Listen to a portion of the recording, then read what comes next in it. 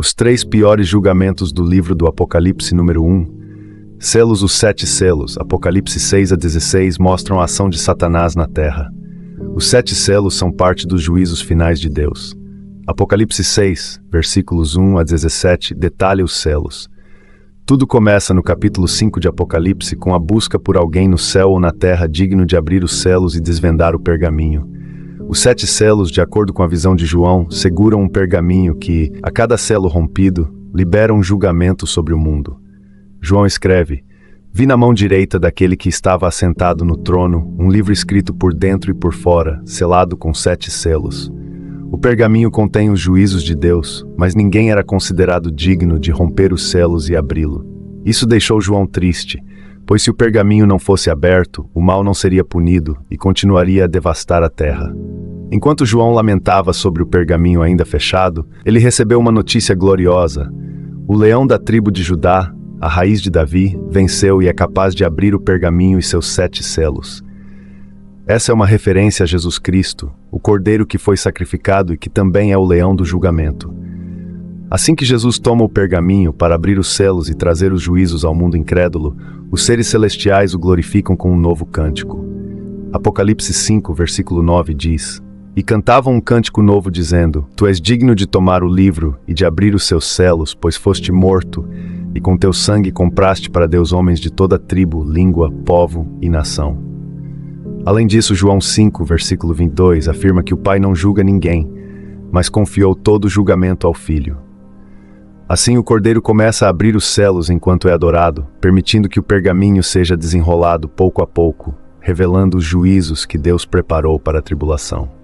Os primeiros 4 dos 7 selos são abertos, liberando o que são chamados de os 4 cavaleiros do Apocalipse, porque os julgamentos são apresentados de forma simbólica, como um cavalo e seu cavaleiro trazendo destruição.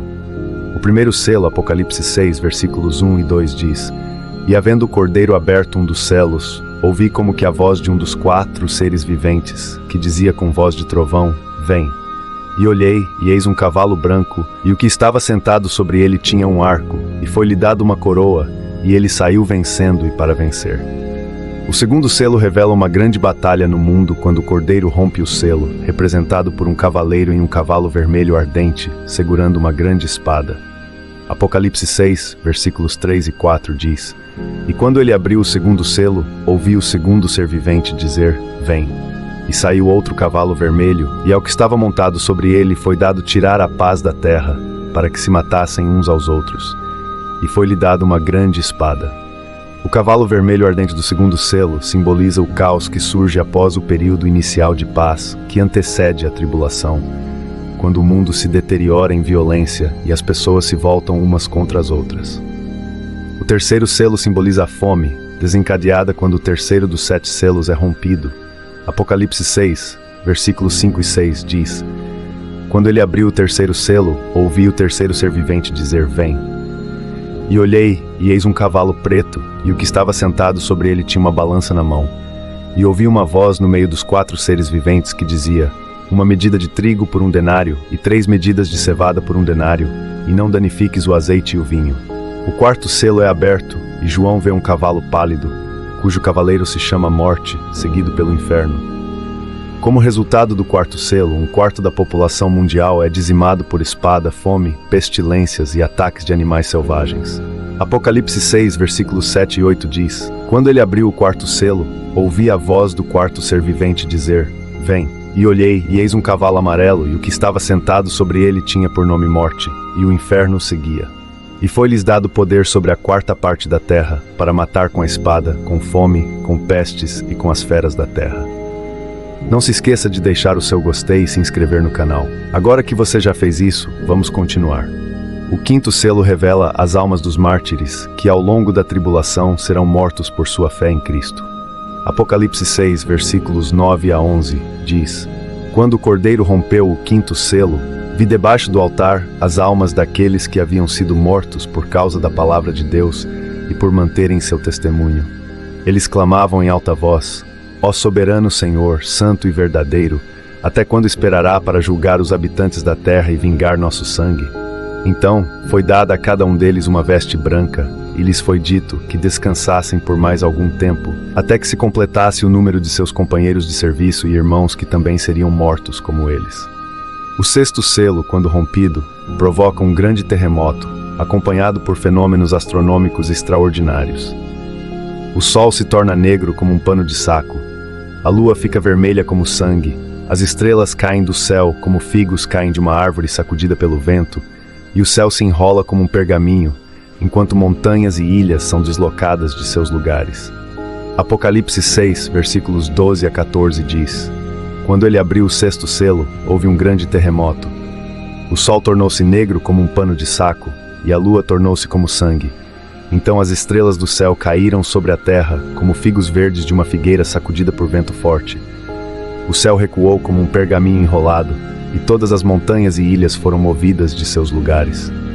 Os sobreviventes, independente de sua posição social, tentam se esconder em cavernas e clamam às montanhas: caiam sobre nós e nos escondam da face daquele que está sentado no trono e da ira do Cordeiro, pois chegou o grande dia da sua ira, e quem poderá sobreviver? Uma pausa no livro do Apocalipse segue a abertura do sexto dos 7 selos. O sétimo selo, Apocalipse 8, versículo 1 diz: Quando o Cordeiro rompeu o sétimo selo, houve silêncio no céu por cerca de meia hora. Os juízos que levam ao fim da tribulação agora estão evidentes no pergaminho e são tão severos que todo o céu permanece em silêncio. O sétimo selo claramente indica o início da próxima fase de julgamentos. João vê imediatamente 7 anjos com 7 trombetas prontos para soar. Um oitavo anjo toma um incensário e queima uma grande quantidade de incenso, simbolizando as orações do povo de Deus. Em Apocalipse 8:5, lemos que o anjo encheu o incensário com fogo do altar e o lançou sobre a terra, causando trovões, relâmpagos, vozes e um grande terremoto. Com o término dos julgamentos dos 7 selos, inicia-se a segunda fase da tribulação, que abrange os julgamentos das 7 trombetas. Nos capítulos 8 e 9 de Apocalipse, João narra um período próximo ao fim do mundo, onde anjos tocam 7 trombetas. Cada trombeta traz consigo uma nova sequência de julgamentos sobre a humanidade. As 7 trombetas aparecem também em Apocalipse 11, 15 e 19 e simbolizam catástrofes e desastres que ocorrem durante o período da tribulação. Esses eventos são parte da revelação do fim dos tempos. A primeira trombeta, em Apocalipse 8:7, o primeiro anjo toca sua trombeta e granizo e fogo misturados com sangue são lançados sobre a terra. Isso resulta na destruição de 1/3 das árvores e na queima de toda a grama verde. Este julgamento possui paralelos com a 7ª praga que atingiu o Egito no Antigo Testamento. A segunda trombeta, Apocalipse 8:8 e 9, descreve o momento em que o segundo anjo toca sua trombeta. Algo como uma grande montanha, ardendo em fogo, é lançado ao mar. Isso transforma 1/3 do mar em sangue, mata 1/3 das criaturas marinhas e destrói 1/3 dos navios. A terceira trombeta, em Apocalipse 8:10-11, o terceiro anjo soa sua trombeta, e uma grande estrela, ardendo como uma tocha, cai sobre 1/3 dos rios e fontes de água doce. A estrela é chamada de Absinto e torna as águas amargas, levando muitos à morte ao consumi-las. A quarta trombeta. Quando o quarto anjo toca sua trombeta, Apocalipse 8:12-13, 1/3 do sol, da lua e das estrelas é ferido, causando uma redução significativa da luz durante o dia e a noite. Após esse evento, João ouve uma águia voando pelo céu, clamando "Ai, ai, ai", em aviso aos habitantes da terra sobre os julgamentos que ainda virão com as próximas trombetas. A quinta trombeta. O toque da quinta trombeta traz a abertura do abismo, liberando uma horda de gafanhotos demoníacos liderados por um anjo chamado Abaddon, em hebraico, ou Apolion, em grego, que significa destruidor. Esses gafanhotos não têm permissão para matar, mas causam tormento tão intenso que as pessoas desejarão morrer. A sexta trombeta. A sexta trombeta, conhecida como o segundo Ai, introduz outra invasão demoníaca. 4 anjos presos junto ao rio Eufrates são soltos, liderando uma cavalaria sobrenatural que mata 1/3 da humanidade. A sétima trombeta. Em Apocalipse 11:15, o sétimo anjo toca sua trombeta, e vozes no céu proclamam: "O reino do mundo se tornou de nosso Senhor e do seu Cristo, e ele reinará pelos séculos dos séculos." Com isso, os julgamentos das 7 trombetas chegam ao fim, preparando o caminho para os 7 anjos com as 7 taças da ira de Deus, os julgamentos finais que serão derramados sobre a terra. 7 taças do Apocalipse. O conceito das taças, frequentemente referido como taças da ira ou frascos da ira, é encontrado no livro de Apocalipse, que é o último livro da Bíblia. Basicamente, essas taças são como recipientes da ira de Deus. Neste momento, as pessoas já fizeram muito mal, especialmente sob a liderança de alguém chamado Anticristo. Antes que as 7 taças sejam derramadas, há uma série de outros eventos e julgamentos.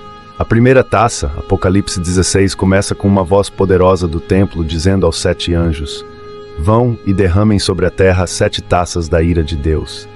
Então o primeiro anjo partiu e derramou sua taça sobre a terra, e surgiram feridas malignas e dolorosas nas pessoas que tinham a terra, e surgiram feridas malignas e dolorosas nas pessoas que tinham a marca da besta e adoravam a sua imagem.